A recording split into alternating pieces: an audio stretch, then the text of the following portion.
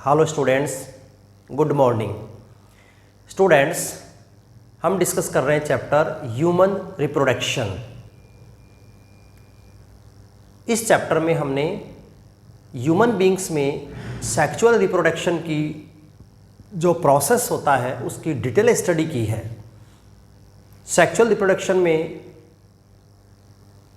Reproductive systems, gametogenesis, fertilisation and embryonic development, इन steps को हम डिटेल से पढ़ते हैं और प्रीवियस क्लासेस में हमने इन सभी 4 स्टेप को डिटेल से पढ़ लिया है।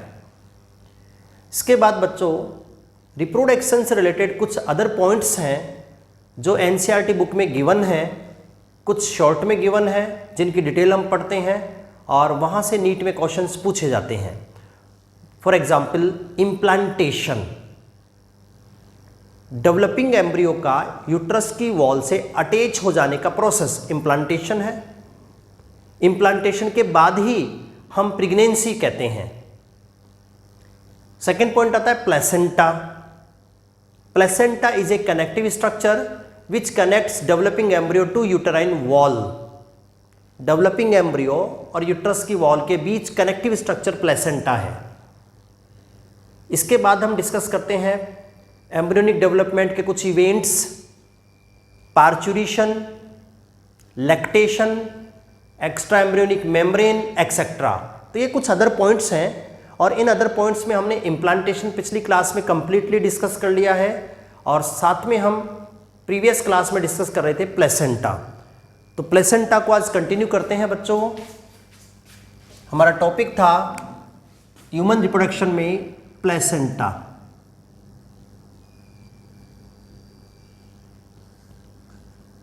प्लेसेंटा क्या होता है, इसका फॉर्मेशन किस प्रकार से होता है, ये हमने प्रीवियस क्लास में पढ़ लिया था कि डेवलपिंग एम्ब्रियो जब ब्लास्टोसिस्ट स्टेज में यूट्रस की कैविटी में पहुंचता है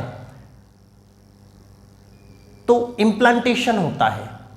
इम्प्लांटेशन के बाद डेवलपिंग एम्ब्रियो की जो आउटर मोस्ट कवरिंग है वो कोरियन मेम्ब्रेन में कन्वर्ट हो जाती है। कोरियन मेम्ब्रेन से फिंगर लाइक प्रोजेक्शंस बनते हैं जो यूट्रस की वॉल के अंदर एम्बेडेड हो जाते हैं। तो बच्चों कोरियोनिक विलाई जो एम्ब्रियो की सरफेस पर है एंड मैटरनल टिश्यूज दोनों एक दूसरे में इंटरडिजिटेटेड होकर जिस कनेक्टिव स्ट्रक्चर्स का फॉर्मेशन करते हैं वो स्ट्रक्चर है प्लेसेंटा। प्लेसेंटा को हमने कई बेसिस के अकॉर्डिंग क्लासिफाई किया, प्रीवियस क्लास में आपने पढ़ लिया था। आज की क्लास में हम डिस्कस करेंगे फंक्शंस ऑफ द प्लेसेंटा। तो आज का अपना टॉपिक है बच्चों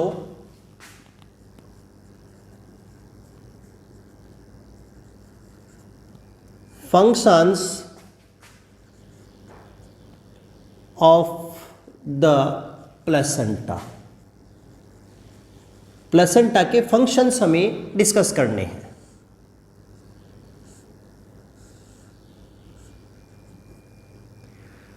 क्या फंक्शन परफॉर्म करता है प्लेसेंटा का? तो स्टूडेंट प्लेसेंटा का एक जो कॉमन फंक्शन है वो है it is essential for nutrition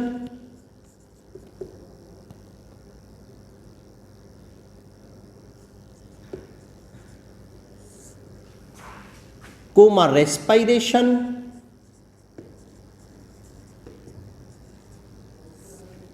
and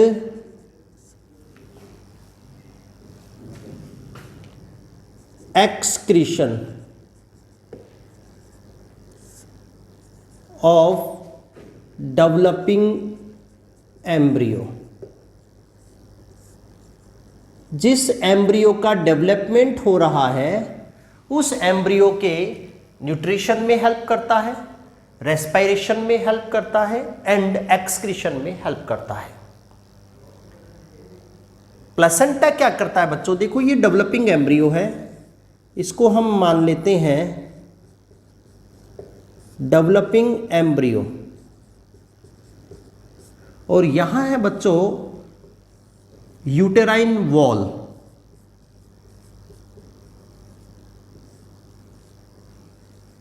uterine wall.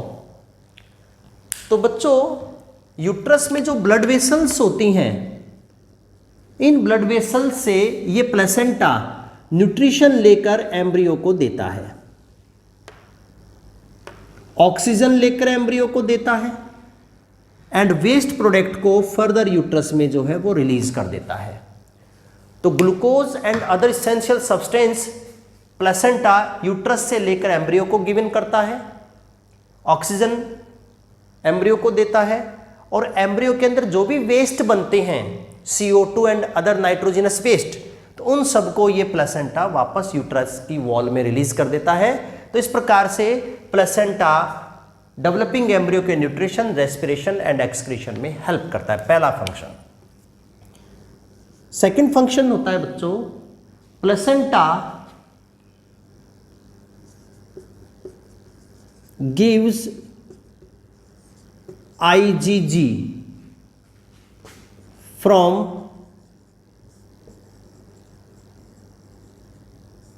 mother to embryo, mother to embryo। क्या होता है बच्चों IgG? What is IgG? Ig means immunoglobulin।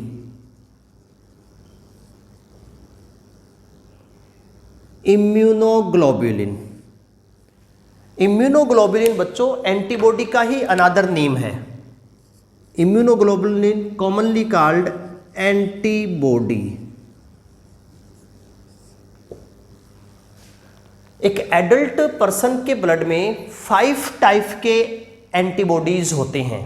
Antibodies का अनादर नेम इम्यूनोग्लोबुलिन। इम्यूनोग्लोबुलिन को शॉर्ट में हम IG से डिनोट करते हैं।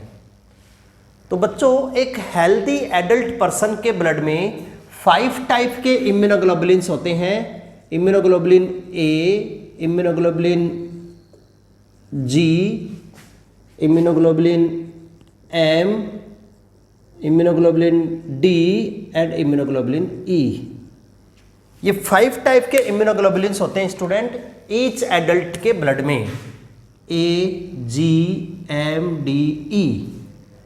इनमें से मदर के ब्लड में भी सभी 5 टाइप के इम्यूनोग्लोबुलिन होते हैं, बट ओनली IgG प्लेसेंटा को क्रॉस करके मदर टू एम्ब्रियो तक पहुंचता है। ओनली IgG, बिकॉज इसका जो मोलिकुलर वेट है वो बाकी सबसे कम होता है, इसलिए प्लेसेंटा से इजीली फिल्टर आउट होकर ये एम्ब्रियो को पहुंच जाता है।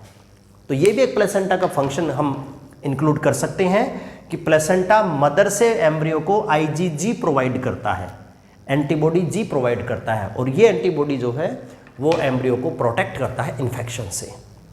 बार बार नीट एग्जाम में क्वेश्चन पूछा जाता है बच्चों कि कौन सा इम्यूनोग्लोबुलिन और एंटीबॉडी मदर से फीटस को अवेलेबल होता है ड्यूरिंग प्रेगनेंसी, तो उसका आंसर होता है IgG।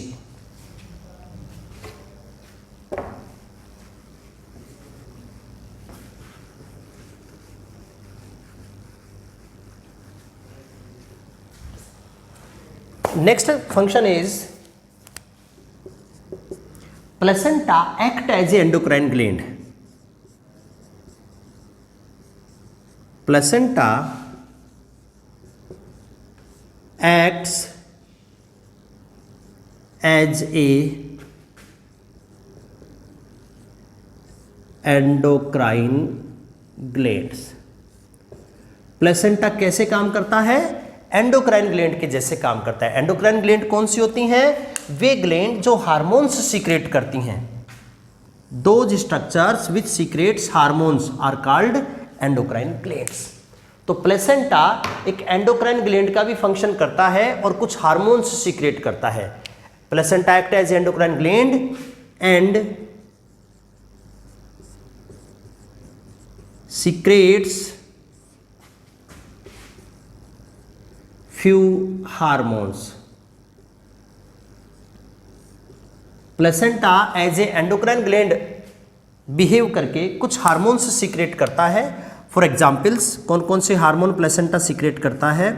First important hormone of placenta is HCG, next is HPL, estrogen, progesterone,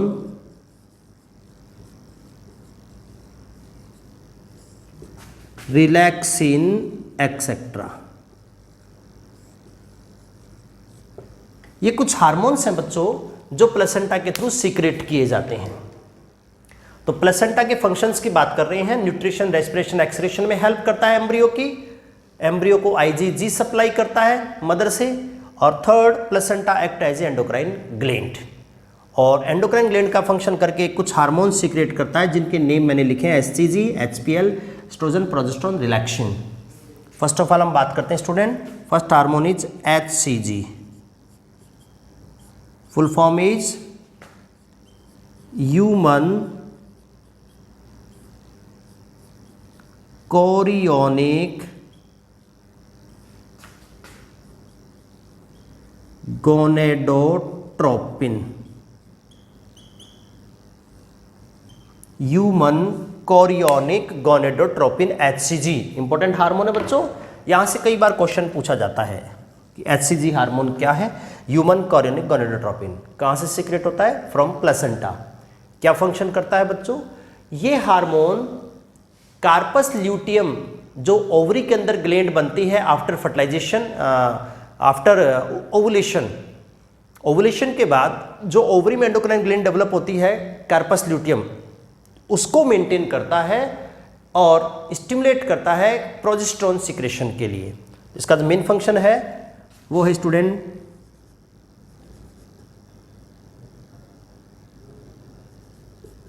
maintenance of corpus luteum and stimulates secretion of progesterone hormone।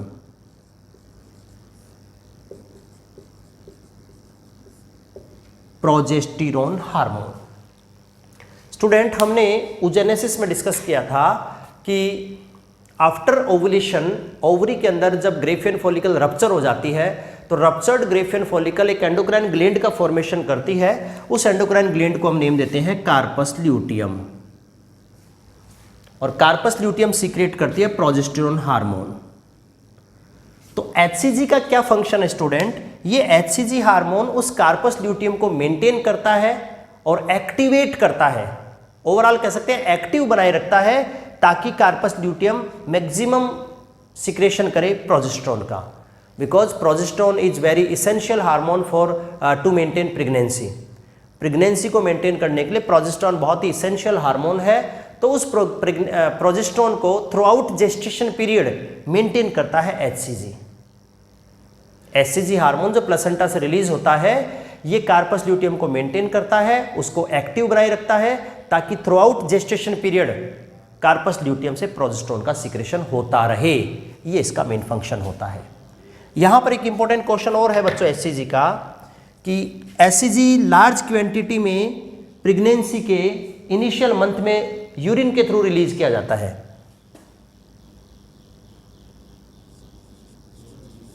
Large quantity of HCG is releases with urine during initial month of pregnancy। HCG की जो large quantity है वो pregnancy के initial month में urine के साथ release की जाती है। इट मीन्स यूरिन में HCG की प्रेगनेंसी को डायग्नोस करके हम प्रेगनेंसी टेस्ट करते हैं। तो स्टूडेंट, प्रेगनेंसी टेस्ट का जो बेसिस है कि कोई भी फीमेल प्रेगनेंसी पॉजिटिव है और नेगेटिव है किसी भी फीमेल में, तो प्रेगनेंसी टेस्ट का जो मेन बेसिस है वो है presence of HCG in urine. अगर यूरिन के अंदर HCG प्रेजेंट है, इट मीन्स प्लेसेंटा बन चुका, और प्लेसेंटा कब बनता है? After pregnancy. तो HCG अगर किसी फीमेल में रिलीज हो रहा है इट मीन्स उसमें प्रेगनेंसी है। और HCG प्रेजेंस को कैसे डायग्नोस कर सकते हैं? यूरिन टेस्ट करके, बिकॉज HCG लार्ज क्वांटिटी में यूरिन के साथ रिलीज किया जाता है इनिशियल मंथ ऑफ प्रेगनेंसी में। तो अगर किसी महिला के यूरिन में HCG हार्मोन प्रेजेंट है इट मीन्स वो फीमेल प्रेग्नेंट होती है। तो ये है बेसिस ऑफ प्रेगनेंसी टेस्ट। तो ये था student first hormone of placenta HCG। Important है, क्वेश्चन यहां से पूछा जाता है।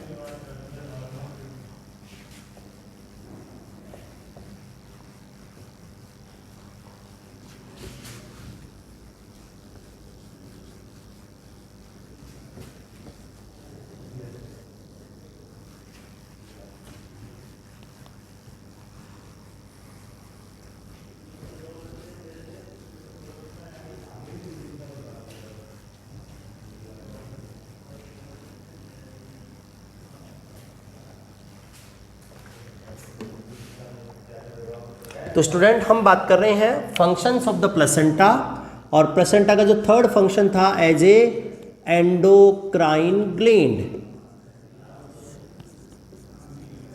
एज ए एंडोक्राइन ग्लैंड, ये फंक्शन हम डिस्कस कर रहे थे। और उसमें फर्स्ट हार्मोन हमने डिस्कस कर लिया HCG, human chorionic gonadotropins. Second hormone student placenta का वो है HPL, human placental lactogen, human placental lactogen. Another name is HCS, human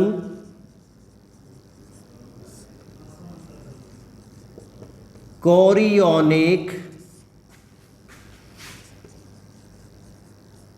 somato मेमोट्रोपिक, ये इसका अनादर नेम है HPL का। HPL ह्यूमन प्लेसेंटल लैक्टोजन और HCH human chorionic somatomammotropic, ये another hormone placenta का। इसका मेन फंक्शन क्या होता है student? This hormone stimulate growth and synthesis of milk in mammary gland during pregnancy. ये हार्मोन जो मेमरी ग्लैंड्स होती हैं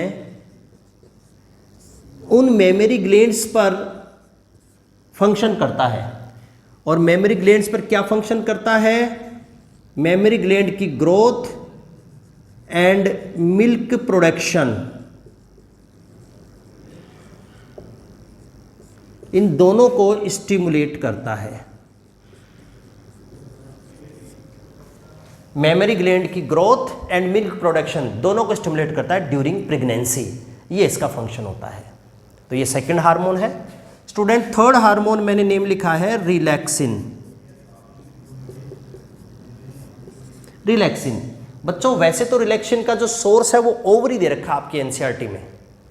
एनसीईआरटी के हिसाब से हम बात करें तो रिलैक्सिन का सोर्स है ओवेरी, बट ओवेरी के साथ साथ बच्चों प्लेसेंटा से भी सीक्रेट होता है। फंक्शन एक ही है बट इसके सोर्सेस टू होते हैं। Main source is ovary and another source is placenta. तो रिलैक्सिन प्लेसेंटा से भी सीक्रेट होता है। करता क्या है? जब जेस्टेशन पीरियड कंप्लीट हो जाता है, ह्यूमन बीइंग का gestation period approximate 9th month होता है। जब प्रेगनेंसी का 9th मंथ कंप्लीट हो जाता है उसके बाद ये हार्मोन रिलीज होता है प्लेसेंटा एंड ओवरी दोनों से। और ये क्या करता है? हमारा जो स्केलेटन होता है उसका लोअर रीजन प्यूबिक सिम्फाइसिस, उस प्यूबिक सिम्फाइसिस को रिलैक्स करके ये पार्चुरेशन या बर्थ ऑफ द बेबी में हेल्प करता है। तो डायरेक्ट अगर फंक्शन बात करें तो इसका डायरेक्ट फंक्शन है it helps in parturition. Parturition means birth of the baby, ये बेबी के बर्थ में हेल्प करता है relaxin hormone. Another hormone is estrogen and progesterone. ये कुछ अनदर हार्मोन्स हैं, इनके फंक्शंस हम ऑलरेडी डिस्कस करते हैं बिकॉज ये मेन इनका जो सोर्स है वो ओवरी है। एस्ट्रोजन फीमेल्स का फेमिनाइजिंग हार्मोन है जो फीमेल्स में सेकेंडरी सेक्सुअल कैरेक्टरिस्टिक्स के डेवलपमेंट को स्टिमुलेट करता है। प्रोजेस्टेरोन ये इंपॉर्टेंट हार्मोन है जो यूट्रस को प्रेगनेंसी के लिए प्रिपेयर करता है और आफ्टर प्रेगनेंसी प्रेगनेंसी को मेंटेन करता है। तो बोथ हार्मोन्स का मेन सोर्स ओवरी है, अनदर सोर्स प्लेसेंटा है। तो इन दोनों के फंक्शंस तो हम अलग चैप्टर में डिस्कस करते हैं। यहाँ पर ये 3 हार्मोन्स इंपॉर्टेंट है प्लेसेंटा से जो रिलीज होते हैं। First is HCG, second is HPL and third is relaxin. Students important point है, ये तीनों हार्मोन्स ओनली ड्यूरिंग प्रेगनेंसी ही रिलीज होते हैं। ये हार्मोन तो विदाउट प्रेगनेंसी भी रिलीज होते हैं ड्यूरिंग मेंस्ट्रुअल साइकिल। तो ये हार्मोन तो रेगुलरली किसी फीमेल में रिलीज होते रहते हैं, सीक्रेट होते रहते हैं दोनों hormone. But HCG and HPL and relaxin ये तीनों hormone only and only during pregnancy he release होते हैं। यहां से ये क्वेश्चन नीट में पूछा जाता है कि कौन से हार्मोन्स हैं जो ओनली प्रेग्नेंट लेडी में ही रिलीज होते हैं। तो उसका आंसर आ जाएगा student HCG, HPL and relaxin. Because ये दोनों हार्मोन्स प्लेसेंटा से ओनली प्लेसेंटा से सीक्रेट हैं, रिलैक्सिन प्लेसेंटा एंड ओवरी दोनों से सीक्रेट है। बट अगर ओवरी से भी सीक्रेट होगा तो ओनली ड्यूरिंग प्रेगनेंसी सीक्रेट होता है, अदरवाइज सीक्रेट नहीं होता है। तो ये था student functions of the placenta, और इसके साथ ही अपना जो टॉपिक है प्लेसेंटा कंप्लीट हो जाता है। तो हम चैप्टर की बात करें स्टूडेंट ह्यूमन रिप्रोडक्शन, और ह्यूमन रिप्रोडक्शन में टॉपिक प्लेसेंटा हमने कंप्लीट डिस्कस कर लिया है। इसके बाद नेक्स्ट जो अनदर पॉइंट है इस चैप्टर से रिलेटेड वो है student extra embryonic membrane.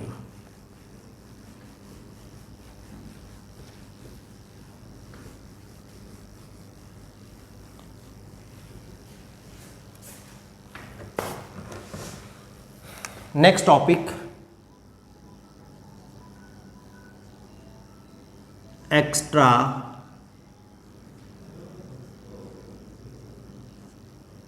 Embryonic membrane. Extra embryonic membrane बच्चों, ना तो ये टॉपिक आपके 12th के एग्जाम में इंक्लूड है और ना ही ये टॉपिक एनसीईआरटी में गिवन है, बट फिर भी स्टूडेंट यहां से क्वेश्चंस पूछा जाता है एग्जाम में। ये टॉपिक आपकी बुक में सिलेबस में इंक्लूड नहीं है, बट यहां से नीट में कई बार क्वेश्चंस पूछा गया है कि एक्स्ट्रा एम्ब्रियोनिक मेम्ब्रेन्स क्या होती हैं, कौन कौन से टाइप्स की होती हैं, क्या इनके फंक्शंस होते हैं, क्या इनका स्ट्रक्चर होता है। तो एक्स्ट्रा एम्ब्रियोनिक मेम्ब्रेन टॉपिक क्या है स्टूडेंट?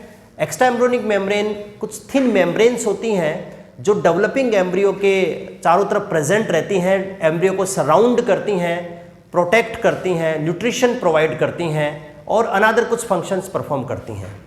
तो extra embryonic membrane are the membrane which are present around the embryo to provide protection, nutrition, etc. Students, extra embryonic membrane जो एडवांस्ड एनिमल्स होते हैं उन्हीं में प्रेजेंट होती हैं। सिंपल और लोअर कॉर्डेक्ट्स में एक्स्ट्रा एम्ब्रियोनिक मेम्ब्रेन एब्सेंट होती हैं। तो एक्स्ट्रा एम्ब्रियोनिक मेम्ब्रेन के प्रेजेंस और एब्सेंस के बेसिस पर एनिमल्स को हम 2 ग्रुप में डिवाइड करते हैं बच्चों।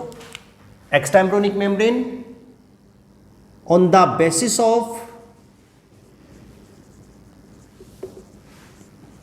प्रेजेंस और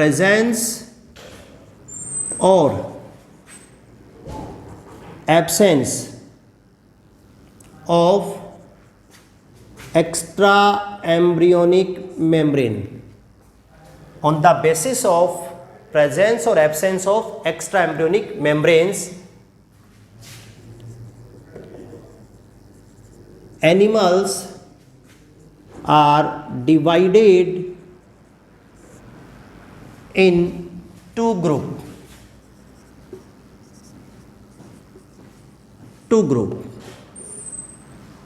First is amniotes, and second group is anamniotes. Extra embryonic membrane के प्रेजेंस और एब्सेंस के बेसिस पर हम एनिमल्स को टू ग्रुप में डिवाइड करते हैं student. First is amniotes and second is एनएमनियोट्स.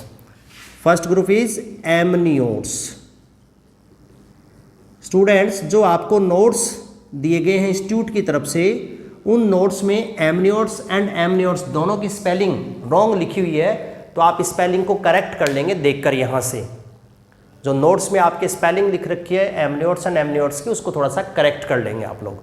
ये करेक्ट स्पेलिंग लिखी है मैंने, amniotes. Amniotes are those animals in which extra embryonic membrane are present. Extra embryonic membrane को शॉर्ट में हम क्या एब्रीविएशन दे सकते हैं? EEM. तो एमनियोट्स क्या होते हैं? Amniotes are those animals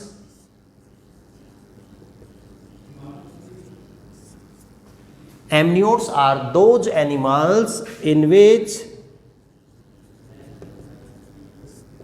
extra embryonic membrane are present.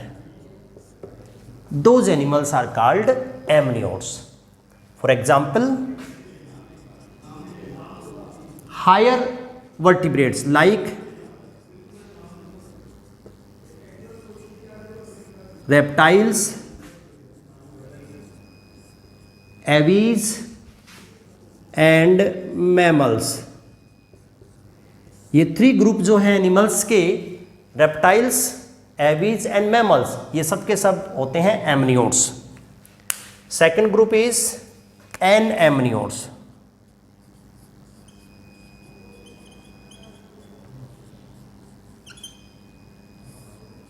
एनएमनियोट्स. Anamniotes are those animals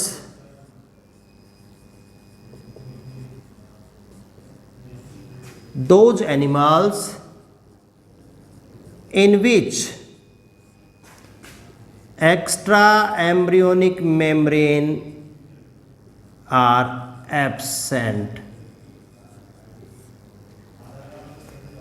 ऐसे एनिमल्स जिनमें एम्ब्रियो के चारों तरफ एक्स्ट्रा एम्ब्रियोनिक मेम्ब्रेन एब्सेंट होती हैं, उनको हम नेम देते हैं एनएमनियोट्स.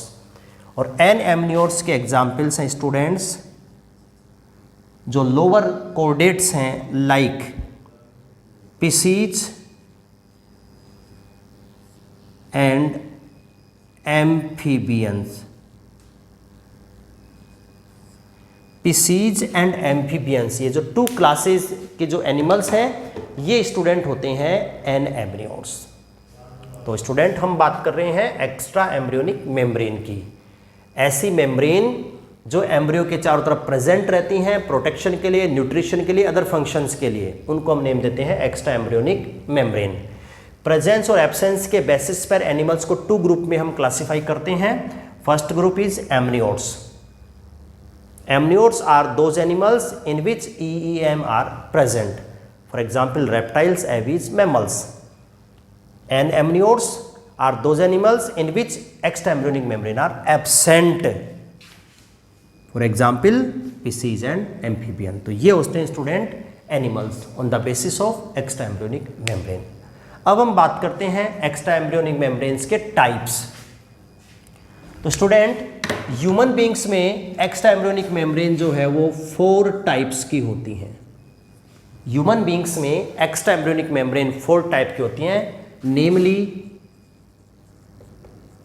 Korean, amnion, yolk sac and allantois. Human beings में जो एक्स्ट्रा एम्ब्रियोनिक मेम्ब्रेन है स्टूडेंट, वो 4 टाइप की होती हैं. कौन कौन सी होती हैं? मैंने नेम लिखा है उनका. Chorion, amnion, yolk sac and allantois. एक इंपॉर्टेंट लाइन मैंने नीचे लिख रखी है स्टूडेंट यहां पर नोट्स में, कि ईच एक्स्ट्रा एम्ब्रियोनिक मेम्ब्रेन, जो 4 होती हैं उनमें से each extra embryonic membrane is composed of 2 germ layer. Germ layer, gastrulation में हमने टॉपिक डिस्कस किया था जर्म लेयर क्या होती हैं। ड्यूरिंग गैस्ट्रुलेशन एम्ब्रियो में 3 लेयर्स का फॉर्मेशन होता है जिनको हम प्राइमरी जर्म लेयर बोलते हैं, एक्टोडर्म, मेसोडर्म, एंडोडर्म। इन 3 जर्म लेयर में से ईच मेम्ब्रेन में 2 जर्म लेयर होती हैं। कौन कौन सी होती है स्टूडेंट? वो 2 जर्म लेयर कौन सी हो सकती हैं? आइदर एक्टोडर्म डैश मेसोडर्म और एंडोडर्म डैश मेसोडर्म। जो 2 जर्म लेयर होती हैं वो ऑलवेज या तो कौन सी होंगी? एक्टोमेसोडर्म, या फिर कौन सी हो सकती हैं? एंडोमेसोडर्म। तो इन जर्म लेयर से बना होती हैं ईच एक्स्ट्रा एम्ब्रियोनिक मेम्ब्रेन। अब इन मेम्ब्रेन की क्या पोजीशन है डेवलपिंग एम्ब्रियो के चारों तरफ और क्या इसके फंक्शंस होते हैं, तो ये हमें डिस्कस करना है स्टूडेंट। डायग्राम की हेल्प से डिस्कस करेंगे। एक्स्ट्रा एम्ब्रियोनिक मेम्ब्रेन को एक्सप्लेन करने के लिए अभी मैं एक डायग्राम ड्रॉ करता हूं स्टूडेंट। उस डायग्राम में ऑल 4 मेम्ब्रेन्स की पोजीशन हम शो करते हैं और साथ में इनके फंक्शंस भी। तो यहां से 2 टाइप के क्वेश्चंस बनते हैं एक्स्ट्रा एम्ब्रियोनिक मेम्ब्रेन पर। एक तो मेम्ब्रेन में कौन से 2 जर्म लेयर होंगी और दूसरा उसका फंक्शंस क्या है। तो मैं यहां पर एक डायग्राम ड्रॉ करूंगा स्टूडेंट एक्स्ट्रा एम्ब्रियोनिक मेम्ब्रेन का। इस प्रकार से ये डेवलपिंग एम्ब्रियो का मैंने रफ स्केच ड्रॉ किया है स्टूडेंट।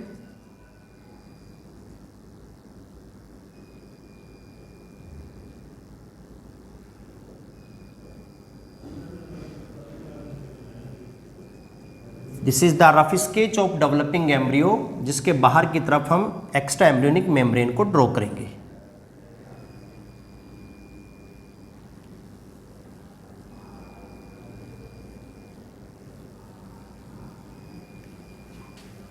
देखो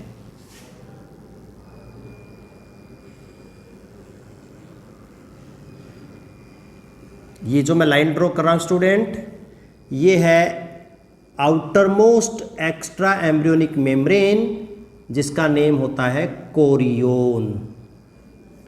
ये जो मैं ड्रॉ कर रहा हूं थिन मेम्ब्रेन, ये है सबसे outer most extra embryonic membrane, जिसका नेम होता है कोरियोन।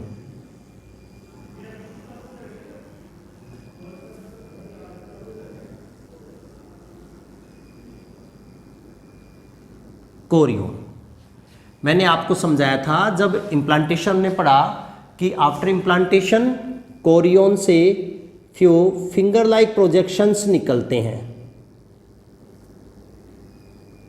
इस प्रकार के कुछ फिंगर लाइक प्रोजेक्शंस निकलते हैं स्टूडेंट कोरियोन से। इन फिंगर लाइक प्रोजेक्शंस को हम नेम देते हैं chorionic villi. These are the chorionic villi. और अभी मैंने आपको एक बात बताई थी कि each extra embryonic membrane composed of 2 germ layer.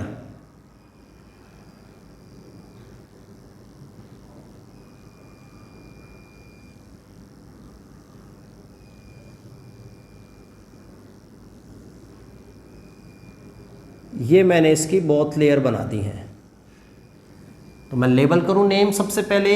यहां पर जो मैंने एक्स्ट्रा एम्ब्रियोनिक मेम्ब्रेन ड्रॉ कर दिया student, this extra embryonic membrane is called chorion.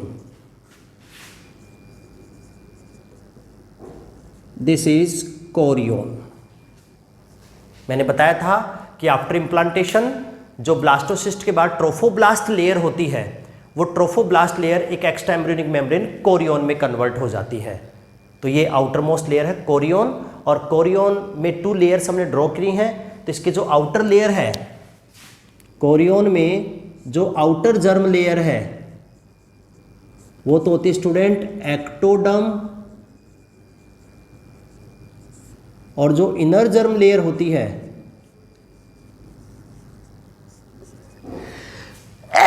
Sorry वो होती है स्टूडेंट मीजोडर्म। तो कोरियन इन 2 जर्म लेयर से बनी होती है। जो आउटर लेयर है वो एक्टोडर्म है और जो इनर लेयर है स्टूडेंट वो मीजोडर्म होती है। ये है कोरियन। और कोरियन का मेन फंक्शन क्या है, मैं साथ साथ ही फंक्शन भी आपको बताता जा रहा हूं बच्चों। कोरियन का मेन फंक्शन है कि एम्ब्रियो के सबसे आउटर मोस्ट कवरिंग है ये, तो इसका मेन फंक्शन एक तो प्रोटेक्शन होता है, ये पूरे एम्ब्रियो को प्रोटेक्ट करती है। और दूसरा, इस कोरियन से ये फिंगर लाइक प्रोजेक्शंस हमने यहां पर ड्रॉ किए हैं। ये फिंगर लाइक प्रोजेक्शन स्टूडेंट, इसका नेम होता है कोरियोनिक विलाई। Chorionic villi. और कोरियोनिक विलाई का मेन फंक्शन क्या होगा, फॉर्मेशन ऑफ प्लेसेंटा।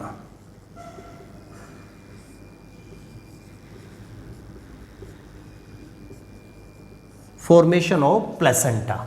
तो प्लेसेंटा का फॉर्मेशन कौन करेगा, कोरियोनिक विलाई। और कोरियोनिक विलाई कौन सी लेयर से बना है, कोरियन से बना है। तो डायरेक्टली हम क्या कह सकते हैं कि कौन सी मेम्ब्रेन से प्लेसेंटा का फॉर्मेशन होता है, तो इसका आंसर होगा कोरियन। तो फर्स्ट मेम्ब्रेन इज कंप्लीट। इसके बाद बच्चों हम सेकंड मेम्ब्रेन ड्रॉ करते हैं, बट सेकंड मेम्ब्रेन ड्रॉ करने से पहले हम यहां पर एम्ब्रियो ड्रॉ करेंगे। ये तो कोरियन है स्टूडेंट मेम्ब्रेन, यहां पर हम ड्रॉ करेंगे एक्चुअल एम्ब्रियो।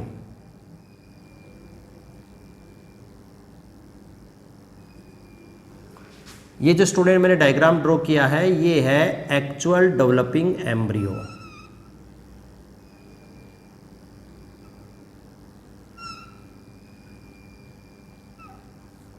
ये है एक्चुअल डेवलपिंग एम्ब्रियो।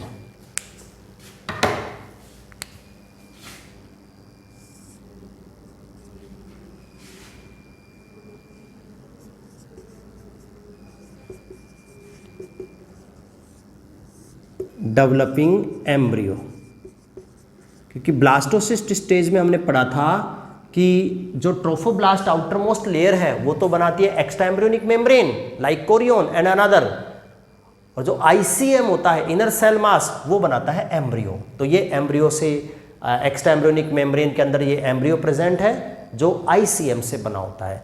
इस एम्ब्रियो के बाहर भी एक अनदर एक्स्ट्रा एम्ब्रियोनिक मेम्ब्रेन है स्टूडेंट, जिसका नेम होता है एमनियोन। तो यहां पर हम एक एम्ब्रियो एक अनदर मेम्ब्रेन ड्रॉ कर रहे हैं।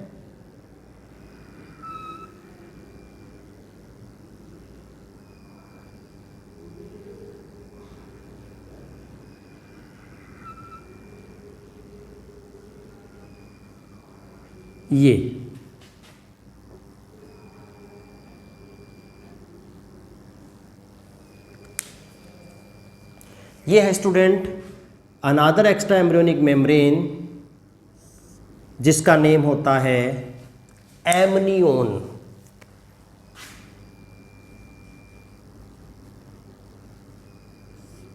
एमनियोन। और जैसे कि कोरियन में 2 जर्म लेयर थी, सेम एज एमनियोन में भी 2 जर्म लेयर है। इसकी जो आउटर जर्म लेयर है वो तो होती है स्टूडेंट मीजोडर्म, और जो इनर जर्म लेयर होती है वो है एक्टोडर्म। इट मीन्स यहां से एक बात पॉइंट क्लियर हो गया है। वो पॉइंट ये है बच्चों कि जो एमनियोन एंड कोरियन है ये दोनों मेम्ब्रेन 2 जर्म लेयर से बनी है। कौन कौन सी से, एक्टोमीजो से। डिफरेंस क्या है कि कोरियन में बाहर की तरफ एक्टो और अंदर की तरफ मीजो है, बट एमनियोन में बाहर की तरफ मीजो और अंदर की तरफ एक्टो है। तो ये दोनों लेयर स्टूडेंट मीजोडर्म है, ये मीजोडर्म, और आउटर ये एक्टो और ये एक्टो। तो कोरियन के बाहर एक्टो अंदर मीजो, एमनियोन के अंदर एक्टो बाहर मीजो। तो ये एमनियोन है। एमनियोन का क्या फंक्शन होता है बच्चों, तो आप ध्यान से देखेंगे जो एमनियोन मेम्ब्रेन है और ये डेवलपिंग एम्ब्रियो है। यहां पर स्टूडेंट डेवलपिंग एम्ब्रियो है। तो डेवलपिंग एम्ब्रियो एंड एमनियोन के बीच एक एमनियोटिक कैविटी प्रेजेंट रहती है स्टूडेंट। ये है एमनियोटिक कैविटी, और इस एमनियोटिक कैविटी में एमनियोटिक फ्लूइड फिल्ड रहता है। ये एमनियोटिक फ्लूइड फिल्ड रहता है बच्चों, जो एम्ब्रियो के चारों तरफ प्रेजेंट रहता है एमनियोटिक फ्लूइड। इस फ्लूइड का क्या फंक्शन होता है, ये एम्ब्रियो को डेसिकेशन से प्रोटेक्ट करता है। डेसिकेशन का मतलब है ड्राइंग, ड्राई होने से बचाता है। ये फ्लूइड एम्ब्रियो को ड्राई होने से बचाता है, और फ्लूइड को सीक्रेट कौन करती है, एमनियोन। इट मीन्स एमनियोन का मेन फंक्शन हो गया एम्ब्रियो को प्रोटेक्ट करना, एम्ब्रियो को ड्राई होने से बचाना। ये दूसरी मेम्ब्रेन स्टूडेंट एमनियोन। इसके बाद थर्ड एंड फोर्थ मेम्ब्रेन एक जैसे लेयर से बनी होती हैं, तो उनको भी हम ड्रॉ कर देते हैं।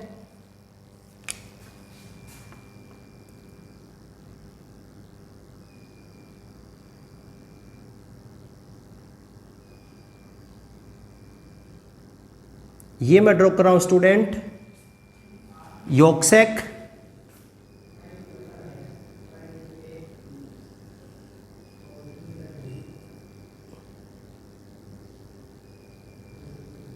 और ये वाली मैं ड्रॉ कर रहा हूं स्टूडेंट एलेंटोइस।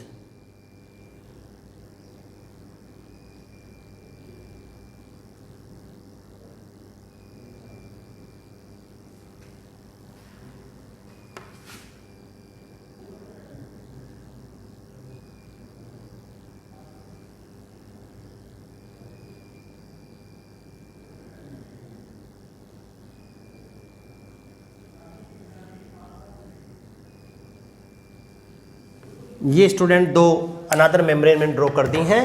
इसमें से ये वाली जो मेम्ब्रेन है इसका नेम होता है student yolk sac. Yolk sac और डबल लेयर्ड है, तो इसमें जो आउटर जम लेयर है उसका नेम तो होता है स्टूडेंट मीजोडम, और जो इनर जम लेयर है उसका नेम होता है एंडोडम। सेम एज स्टूडेंट ये वाली जो लेयर है इसका नेम होता है एलेंटोइस,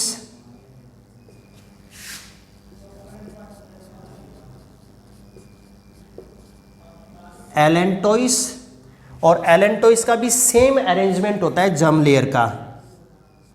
जो आउटर जम लेयर होती है वो है स्टूडेंट मीजोडम, और जो इनर जम लेयर होती है ये है एंडोडम।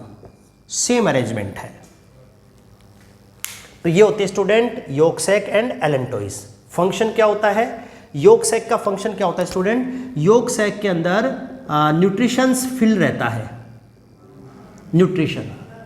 तो जब तक एम्ब्रियो का प्रॉपर अटैचमेंट नहीं हो जाता यूट्रस की वॉल से, जब तक प्लेसेंटा का प्रॉपर फॉर्मेशन नहीं हो जाता, तब तक ये यॉर्क सैक इस एम्ब्रियो को जो है न्यूट्रिशन प्रोवाइड करती है। तो यॉर्क सैक का मेन फंक्शन हुआ न्यूट्रिशन देना इसको, जब तक कि यहाँ पर प्लेसेंटा का प्रॉपर फॉर्मेशन नहीं हो जाता।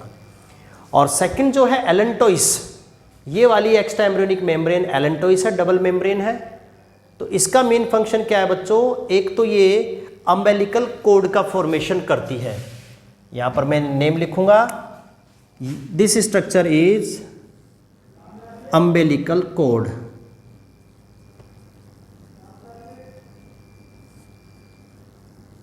स्ट्रक्चर को हम क्या नेम देते हैं, अम्बेलिकल कोड। अभी आगे डिस्कस करेंगे अम्बेलिकल कोड क्या होता है, कि डेवलपिंग एम्ब्रियो को प्लेसेंटा से कनेक्ट करने वाली स्ट्रक्चर। स्टूडेंट प्लेसेंटा यहां बनेगा, ये कोरियोनिक विलाई है और ये मैटरनल टिश्यू, ये दोनों मिलकर यहां पर बनाएंगे प्लेसेंटा। तो प्लेसेंटा तो स्टूडेंट यहां से आगे है और डेवलपिंग एम्ब्रियो यहां पर है। तो डेवलपिंग एम्ब्रियो को प्लेसेंटा से कनेक्ट करने के लिए जिस स्ट्रक्चर्स का यहां फॉर्मेशन होगा उस स्ट्रक्चर का नेम होता है अम्बेलिकल कोड। और वो अम्बेलिकल कोड कौन सी मेम्ब्रेन से बनता है बच्चों, तो आंसर जाता है एलेंटोइस। तो एलेंटोइस का मेन फंक्शन तो क्या हुआ, अम्बेलिकल कोड का फॉर्मेशन करना। अनदर फंक्शन क्या होता है, जो रेप्टाइल्स होते हैं, जो बर्ड्स होते हैं, उनमें क्या करता है ये एलेंटोइस, एम्ब्रियो से जो वेस्ट निकलते हैं उसको कलेक्ट करती है ये। तो as a urinary bladder function करती है। रेप्टाइल्स में, बर्ड्स में एलेंटोइस एक्सक्रीशन में हेल्प करती है, क्योंकि वो ओविपेरस एनिमल होते हैं, उनमें प्लेसेंटा का फॉर्मेशन नहीं होता। ओविपेरस एनिमल जिसमें फीमेल एग ले करती हैं और एम्ब्रियो का डेवलपमेंट एग के अंदर होता है, तो वहाँ पर प्लेसेंटा नहीं बनेगा, मदर के साथ कोई कनेक्शन नहीं होता एम्ब्रियो का। तो एग में जब एम्ब्रियो का डेवलपमेंट होता है तो एक्सक्रीशन में हेल्प करती है ये एलेंटोइस मेम्ब्रेन। तो ये था student topic extra embryonic membrane. Out of NCERT topic है, बट नीट में यहाँ से क्वेश्चन पूछे जाते हैं, इसलिए मैंने आपको बता दिया है कि ह्यूमन बींग्स में डेवलपिंग एम्ब्रियो के चारों तरफ कुछ मेम्ब्रेन्स होती हैं जो न्यूट्रिशन के लिए, प्रोटेक्शन के लिए होती हैं। मेनली 4 मेम्ब्रेन पाई जाती हैं बच्चों। कौन कौन सी होती हैं? First is chorion, second is amnion, third is yolk sac and fourth is allantois. ये 4 मेम्ब्रेन होती हैं। ईच मेम्ब्रेन 2 जर्म लेयर से बना होता है। Outer ectoderm, inner mesoderm, outer meso, inner ecto. ये तो कोरियन एमनियन का अरेंजमेंट है। यॉर्क सैक एंड एलेंटोइस का सेम है, outer meso, inner endo. Clear? चारों के मैंने फंक्शंस बता दिए। कोरियन का मेन फंक्शन प्लेसेंटा का फॉर्मेशन करना, एमनियो का मेन फंक्शन एम्ब्रियो को डेसिकेशन या ड्राइंग होने से प्रोटेक्ट करना, यॉर्क सैक का मेन फंक्शन न्यूट्रिशन देना, और एलेंटोइस का मेन फंक्शन अम्बिलिकल कॉर्ड का फॉर्मेशन करना। ये इसका फंक्शन होता है। एक लास्ट में नेम और लिख देता हूँ। एम्ब्रियो एंड कोरियन के बाहर जो होलो स्पेस दिख रहा है बच्चों, इस होलो स्पेस का एक नेम है एक्स्ट्रा एम्ब्रियोनिक सिलोम।